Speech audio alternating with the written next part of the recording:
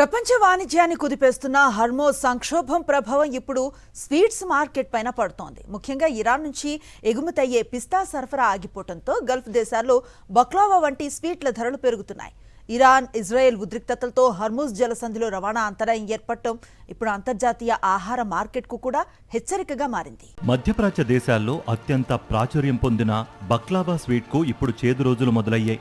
కారణం ఇరాన్ పిస్తా సరఫరాలో ఏర్పడిన భారీ అంతరాయం. హర్మూజ్ జలసంధి మూసివేయడంతో ఇరాన్ నుంచి గల్ఫ్ దేశాలకు వెళ్లే పిస్తా ఎగుమతులు పూర్తిగా నిలిచిపోయాయి. దీంతో యుఏఈ, దుబాయ్, అబుదాబి మార్కెట్లో ఇరానియన్ పిస్తా ధరలు 15% వరకు పెరిగాయి. పలు స్వీట్ షాపులు ముందుగానే నిల్వలు చేసుకోవడంతో ప్రస్తుతం ధరలు స్థిరంగానే ఉన్నప్పటికీ ముడిసరుకుల కొరత మాత్రం తీవ్రంగా కనిపిస్తోంది. పిస్తాతో పాటు ఇరానియన్ కిస్మిస్ ధరలు కూడా 10% పెరిగినట్లు వ్యాపారులు చెబుతున్నారు.